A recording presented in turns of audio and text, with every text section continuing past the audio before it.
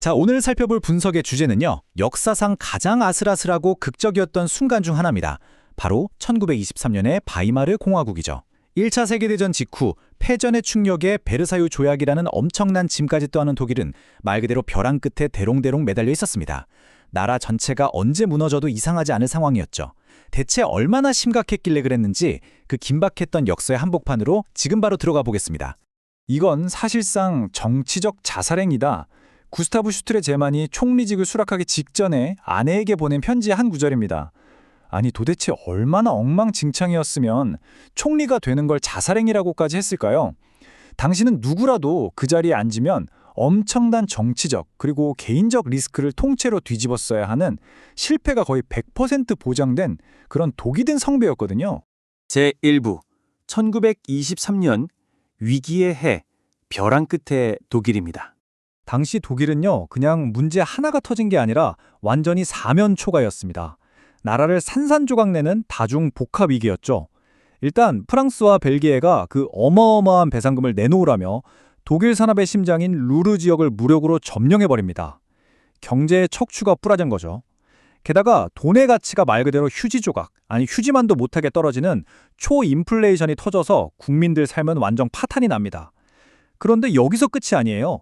좌파 쪽에서는 공산주의자들이 폭동을 일으키려 벼르고 있었고 반대로 우파 급진주의자들은 민주주의 다 때려치우고 독재국가를 만들자고 난리였죠. 진짜 이 정도면 어떤 정부가 와도 손을 쓸 수 없는 완벽한 통치 불능 상태였던 겁니다. 제2부 이성적 공화주의자, 군주제 지지자에서 구원자로. 바로 이 숨막히는 혼란 속에서 독일 역사상 가장 뜻밖의 구원자가 등장합니다. 1878년에 베를린에서 태어난 구스타프 슈트레제만인데요. 이 사람의 학창시절 전공을 들으시면 10중 8구 빵 터지실 겁니다. 1901년에 쓴 박사 논문 주제가 무려 베를린 병맥주 산업의 발전이었거든요. 붕괴 직전에 국가를 구해낸 카리스마 있는 정치인의 시작치고는 너무 친근하고 소박하지 않나요? 하지만 그의 행보는 꽤나 비범했습니다. 경제학 박사를 따고 불과 몇 년 뒤인 1907년에 제국의회에 최연소 의원으로 화려하게 입성하면서 본격적인 정치판에 뛰어들게 되죠. 자, 여기서 슈트레제만이라는 인물을 이해하기 위해 절대 빼놓을 수 없는 아주 중요한 단어가 하나 나옵니다. 바로 이성적 공화주의자, 독일어로는 페르네프트 레푸블리카너라고 하는데요. 이게 무슨 뜻이냐면 공화국이 너무 좋고 가슴이 뜨거워져서 지지하는 게 아니라 순전히 머리로 생각했을 때 지금은 이 시스템이 현실적으로 꼭 필요하구나 라는 치밀한 계산하에 공화국을 지지하는 사람들을 말합니다. 이게 바로 그의 기가 막힌 정치적 유연성을 설명해주는 핵심 키워드예요. 한번 비교해볼까요? 1918년까지만 해도 그는 군주제가 무너지는 걸 결사반대하던 아주 뼛속 깊은 보수파였습니다. 그런데 딱 5년 뒤인 1923년 생각이 바뀝니다. 나라가 쪼개질 위기에 처하니까 이 미친 듯한 정치적, 사회적 분열을 막고 나라를 살릴 유일한 대안은 공화국뿐이라는 지극히 이성적인 결론을 내린 거죠. 자기가 처음엔 극혐했던 체제인데도 말입니다. 그래서 그는 독일인민당을 공동 창당하고 오직 이성과 실용주의를 무기로 죽어가는 공화국을 구하러 직접 전면에 나서게 됩니다. 제3부 구원을 위한 100일 대연정의 총리. 1923년 그 절망의 늪에서 그가 당장 해치워야 했던 미션들을 한번 보죠. 그에게 주어진 시간은 놀랍게도 단 100일 남짓이었습니다. 무너지는 나라를 구하기엔 진짜 말도 안 되게 짧은 시간이죠. 하지만 이 찰나의 시간 동안 그는 현대 정치사에서 보기 힘든 엄청난 추진력과 결단력을 보여줍니다. 1923년 8월 13일 총리 겸 외무장관이라는 무시무시한 폭탄을 떠안습니다. 그리고 한 달 조금 넘은 9월 26일 국가 경제의 발목을 접고 있던 루르 지역의 수동적 저항을 당장 끝내겠다고 폭탄 선언을 해버리죠. 엄청난 배짱이었습니다. 이어서 11월 9일 비넨에서 그 유명한 히틀러가 쿠데타를 일으키지만 경찰의 무자비한 총격 속에 완전히 박살이 나죠. 11월 30일에 후임자에게 총리직을 넘겨줄 때까지 슈트레제만은 여기저기서 펑펑 떠지는 국가적 재난들을 진짜 미친 듯한 속도로 아주 단호하게 진압해 나갔습니다. 그 100일 동안 도대체 뭘 해냈는지 짧게 요약해 드릴게요. 첫째, 프랑스를 달래가며 루르 위기의 불길을 잡았습니다. 둘째, 국민들을 말려 죽이던 그 끔찍한 초인플레이션의 숨통을 끊어버렸죠. 셋째, 나라를 뒤집으려던 좌우 양쪽의 극단주의 폭동들을 힘으로 싹 다 눌러버렸습니다. 사실상 심정지 상태였던 민주공화국에 강력한 제세 동기를 쳐서 일단 당장의 목숨은 살려놓은 셈입니다.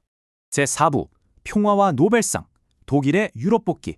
총리직에서 내려온 뒤에도 그는 외무장관 자리에 무려 6년이나 남아서 국제사회와의 관계 회복에 진짜 자기 인생을 다 갈아 넣습니다. 그의 외교 철학은 아주 심플하면서도 명확했어요. 독일은 유럽에 맞서서 싸울 때가 아니라 유럽과 함께할 때만 살아남을 수 있다. 정말 뼈를 때리는 통찰력 아닙니까? 전범국으로 찍혀서 완전히 왕따 신세였던 독일은 그의 이 확고한 방향성 덕분에 다시 국제사회의 번듯한 일원으로 돌아올 수 있었죠. 국제무대에서의 슈트레제만은 그야말로 협상의 달인이었습니다. 1923년부터 29년까지 진짜 원수지간이었던 프랑스와 끈질기게 대화하고 타협하면서 기어코 화해의 판을 만들어냅니다. 그리고 그 엄청난 공로를 인정받아 1926년 10월 10일에는 당시 프랑스 외무장관이었던 아리스티드 브리앙과 함께 노벨 평화상을 공동으로 떡하니 받게 되죠. 패전국 정치인으로서는 진짜 상상하기도 힘든 역사적인 외교적 대승리였습니다. 제5부 비극적인 결말 1929년의 그림자. 그런데 독일의 유일한 희망 같았던 그의 이야기에도 정말 안타깝고 치명적인 먹구름이 몰려옵니다. 1929년 10월 3일 슈트레제만이 뇌졸중으로 너무나 갑작스럽게 세상을 떠나버린 겁니다. 설상가상으로 비극은 혼자 오지 않죠. 그가 눈을 감고 불과 몇 주 뒤 전 세계 경제를 박살낸 끔찍한 대공황, 그 유명한 검은 구매율이 터져버립니다. 공화국을 온몸으로 막아주던 든든한 방패가 사라진 바로 그 순간에 세계 경제까지 무너져버리니 바이마르 공화국은 이제 브레이크가 고장난 채 파멸을 향해 돌진하게 됩니다. 당시 한 동시대인은 그의 죽음을 두고 이렇게 탄식했어요. 단순한 상실을 넘어선 재앙이다. 이 짧은 문장 하나에 당시 사람들의 공포가 다 담겨 있습니다. 이성적이고 현실적이었던 리더가 사라진 독일의 민주주의가 얼마나 약하고 위태로웠는지를 사람들은 이미 본능적으로 뼈저리게 느끼고 있었던 겁니다. 그가 공화국을 버티게 하던 단 하나의 기동이었으니까요. 자, 오늘 이 놀라운 인물에 대한 분석을 마치면서 여러분의 머릿속을 맴돌게 할 묵직한 질문을 하나 던져보고 싶습니다. 만약 슈트레제만이 조금만 더 오래 살았다면 히틀러가 권력을 잡는 걸 막을 수 있었을까요? 역사에 만약은 없다지만 한 사람의 부재가 역사의 방향을 얼마나 끔찍하게 비틀어버릴 수 있는지 오늘 밤 한 번쯤 깊이 생각해 보셨으면 좋겠습니다. 끝까지 함께 해주셔서 정말 감사합니다. 다음 시간에도 푹 빠져들 만한 흥미로운 분석으로 돌아오겠습니다.